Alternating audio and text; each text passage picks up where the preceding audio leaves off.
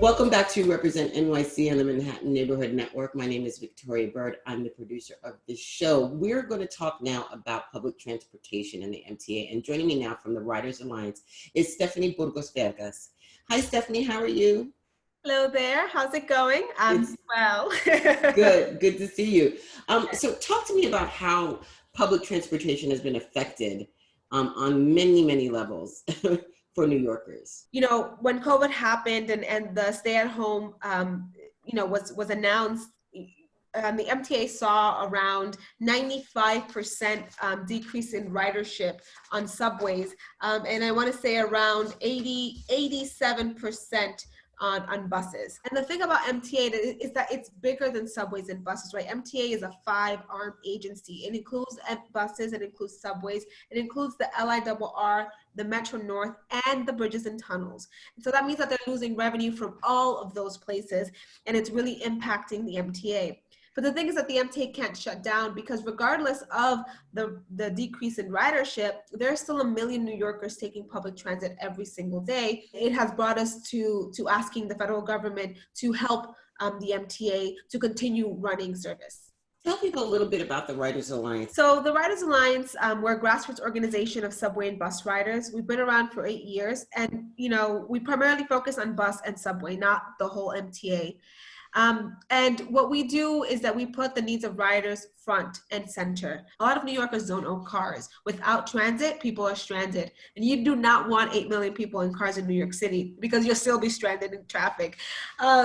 So what we do and what we've been doing is that we remind our elected officials, we remind our representatives that public transportation is something that is very, very critical. It's critical to our infrastructure, it's critical to our economy, and it's critical to the lives of our New Yorkers. So are you in communication with the governor's office?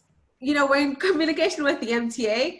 The Governor Cuomo runs the MTA, and so a lot of the times we're actually calling on him to take action and to prioritize the MTA. Talk to me a little bit about how much money the MTA is losing. Right now, they're losing $200 million a week, and they're estimated that they're going to lose $8 billion by the time that we're able to go back. What do you think about how they're handling the cleaning of the subways? It's a very bold move, and we think that it's necessary. We know that the governor and the MTA need to do everything that is possible to make sure that riders feel comfortable going back into the subways, because if not, the MTA will continue to suffer, because then they won't make that money that they need. So they're cleaning the subways from 1 a.m. to 5 a.m. What do you think the impact is on riders?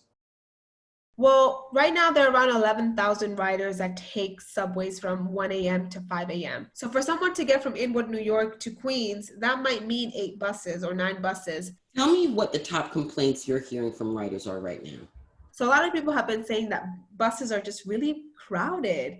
And remember, the majority of essential workers are bus riders. And so they're saying that they're seeing a big problem on buses. They're crammed up.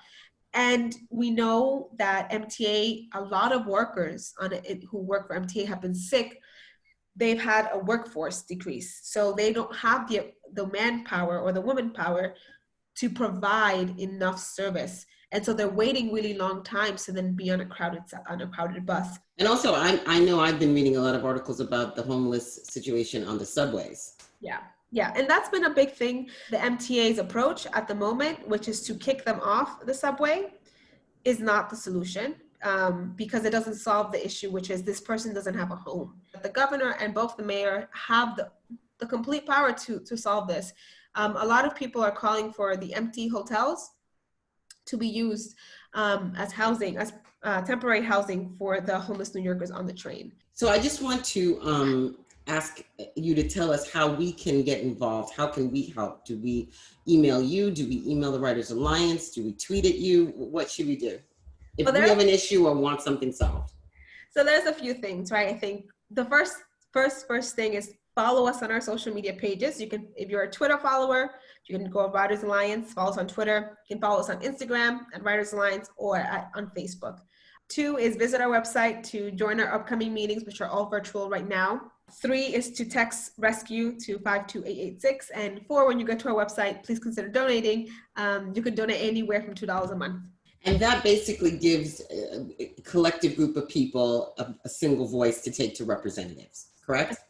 Absolutely. That's exactly who we are. We bring all these people from across the city, from different economic backgrounds, from, you know, the one thing that everyone has in common, or at least most people in New York have in common, is that we take transit. Thank you so much, Stephanie. Thank you. Thank you so much. Bye-bye.